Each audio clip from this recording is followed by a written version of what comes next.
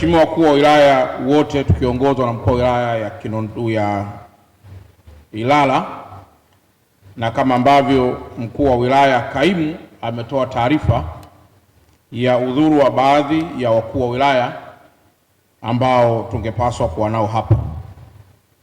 Lakini tumepea nafasi hii kuwashukuru makatibu tawala wote ambao mko hapa, wastahiki mamea, wakurugenzi wa halmashauri zetu, bila kusahau wasaidizi wa katibu tawala wa mkoa wa Dar es Salaam kwa maana ya wakuu wa vitengo, waheshimiwa madiwani, wenye viti wetu wa serikali za mitaa, watendaji wetu wa kata na mitaa, wakuu wa taasisi za serikali, waandishi wa habari, viongozi wa dini ambao pia mmetupatia neno kabla ya kikao chetu, Jamhuri ya Muungano wa Tanzania, kazi na utu. Ndugu zangu wote ambao tumefika kwenye kikao hiki, tumeona ni muhimu sana leo tukaitana, na pengine kikao chetu hakitakuwa kirefu sana, kwa sababu mnafahamu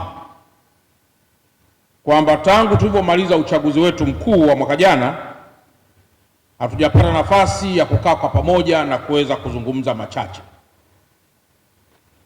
Nami nitumie nafasi hii kuwapongeza sana waheshimiwa madiwani wote ambao mlishiriki uchaguzi wa mwaka jana, ambao ndio hasa uliowaweka madarakani ninyi pamoja na wabunge, lakini tukiongozwa na Mheshimiwa Rais wa Jamhuri ya Muungano wa Tanzania. Sote kwa pamoja naomba tuwapigieni makofi kwa ushindi mlioupata. Mnafahamu kwa dhati kabisa kwamba mchakato wa kuwapata nyie ulianza na mchakato wa ndani ya vyama vyetu vya siasa, lakini baada ya kuchaguliwa na kuwa wa madiwani, sasa mmekuwa madiwani msiojipambanua na chama chochote, bali mnaohudumia Watanzania wote bila kubagua itikadi zao. Lakini jambo jingine pia, mnafahamu mwaka 2024 tulikuwa pia na uchaguzi wa viongozi wa serikali za mitaa, ambao na wao tunao hapa. Jukumu la kuongoza mkoa na kuongoza mitaa yetu unaendelea kama kawaida. Kwa nami tena nitumie nafasi hii kuendelea kuwapongeza kwa kazi nzuri ambazo mnaendelea kuzifanya kwenye mitaa yenu. Lakini kwa dhati kabisa nitumie nafasi hii tena kuwapongeza sana wakuu wa wilaya na wakurugenzi na madasi wote. Kila siku nikikaa naona namna ambavyo mnaichambua migogoro na kuwatembelea Watanzania kule ambako mnawaongoza. Hata viongozi wetu wa ngazi ya juu wakija, wakiona viongozi wa ngazi ya mikoa tuna taarifa, basi hiyo inakuwa ni jambo zuri kwamba tunashinda mitaani kwenda kutatua shida za watu. Kwa hiyo pia nitumie nafasi hii, kama ambavyo wenzangu wamekushasema hapa, tumeitana watu mbalimbali, lakini sote tuna jukumu moja tu la kuongoza watu. Na katika jukumu hili la kuongoza watu, ridhaa hii tumeipata kwa watu.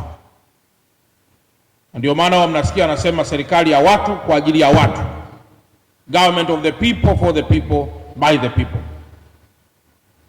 Concept hii inamaanisha kwamba uongozi wetu sisi, ridhaa yake tumeipata kwa watu. Kwa hiyo hakuna namna tunaweza kuwa viongozi kama hatutimizi ndoto za wale tunaowaongoza, kwamba lazima serikali kama muhimili uchukue shida za watu na kuziaggregate people's demands. Hiyo ndio inakuwa furaha kwa watu. Kwa sote hapa tunahudumia watu, wakurugenzi wanahudumia watu, madasa wanahudumia watu, viongozi wa dini wanahudumia watu, lakini wenye viti, madiwani, wote tunahudumia watu. Sasa nikaona tukumbushane mambo machache, kwa sababu mmeona pia hata kwenye mitandao baadhi ya watu wanatamani kuleta chokochoko kwenye mikoa yetu, na kwa bahati mbaya sana nguvu ambayo huwa inatumika katika kulinda amani wakati fulani huwa ni ya kawaida. Sasa nimeona pengine kwenye kikao hiki nije pia niwaeleze kwamba nguvu ambazo zitaendelea kutumika katika kulinda amani pengine inawezekana haijawahi kutokea wala kuonwa katika kipindi chote, na kama inawezekana wengine wakadhani kwamba kuna nguvu iliwahi kutumika mahali, kwenye kikao hiki nataka nikuthibitishie yalikuwa ni majaribio tu ya kutumia nguvu kulinda amani, kwa maana nguvu yenyewe halisi ya ulinzi wa amani itaanza kujionyesha taratibu kadiri mtu mwenyewe anapokuja kwetu. Kwa hiyo ndugu washiriki, nianze na agenda yetu ya kwanza inayohusiana na masuala ya usalama wa miji yetu. Mkoa wetu wa Dar es Salaam kama ambavyo mwafahamu, unahudumia mikoa mingine mingi, lakini pia una strategic investments. Leo hapa tuna bandari, na hii bandari unapoiangalia usiangalie katika jicho la mipaka ya Tanzania. Zipo nchi ambazo ni land locked, mnaita hivyo, lakini ukweli ni kwamba zipo nchi ambazo ni land linked with other means of transportation. Sio locked, ni linked, na ziko linked na masuala mengineyo ya usafirishaji. Kwa hiyo ili mizigo iweze kwenda kote huko, kitovu chake Dar es Salaam. Kwa hiyo Dar es Salaam, jambo la kwanza, ni kitovu cha kiuchumi, lakini mbili, Dar es Salaam ni kitovu cha kidiplomasia. Leo umeona Dar es Salaam tunapokea marais.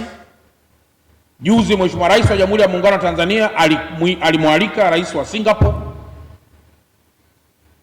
na siku mbili tena zilizopita rais wa Slovakia ameridhia kufungua ubalozi wake wa hapa Tanzania ili kuunganisha nguvu na mabalozi wengineo walioko hapa kwenye ardhi yetu. Kwa hiyo Dar es Salaam pia ni kitovu cha kidiplomasia, lakini pia kwa kigezo cha demografia, kwa maana ya population na taarifa zinginezo za watu, Dar es Salaam tuna population kubwa zaidi kuliko pengine maeneo mengine yote, na hata mkoa wetu ndio unaochangia pato la taifa kwa asilimia kubwa sana. Kwa hiyo mkoa huu usiangaliwe katika jicho la kawaida, tuone kwamba ni mkoa potential ambao kila mmoja na wajibu wa kuhakikisha kwamba unakuwa salama. Kwa hiyo hoja ya jukumu la usalama, ndugu zangu watumishi wote mlioko hapa, tunalo jukumu kubwa la kuhakikisha kwamba mkoa wetu wa Dar es Salaam uko salama, na usalama huu mchango wake unachangiwa na wenye viti, madiwani, na kila mtumishi ambaye yuko hapa anachangia kwa asilimia kubwa kuhusu amani ya mkoa wetu. Vurugu zikitokea kwenye huu mkoa halafu mkoa ukafungwa, maana yake mazao ya chakula hayataingia ndani, na mnafahamu kwamba Dar es Salaam mgogoro wetu mkubwa haupo kwenye mashamba ya wakulima. Mgogoro wetu mkubwa Dar es Salaam upo kwa mfanyabiashara. Je, anaingiza biashara zake ili aweze kwenda vizuri? Kwa hiyo kama mkuu wa mkoa mahali fulani anazungumzia umuhimu wa wakulima katika mkoa, Dar es Salaam tunazungumzia umuhimu wa mfanyabiashara katika mkoa. Kwa hiyo mkoa huu ukifungwa, tayari tutakuta hatuna hifadhi ya chakula. na hapo ndipo kasheshe itakapotokea.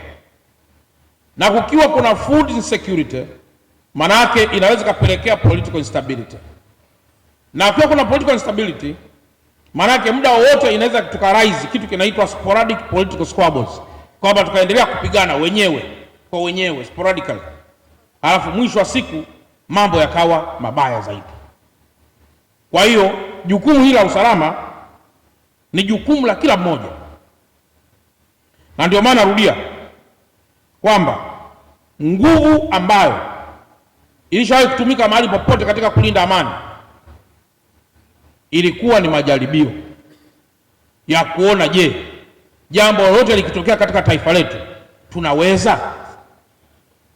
Lakini amani ya taifa letu hailindwi kwa compromise, inalindwa kwa kila aina na kila namna.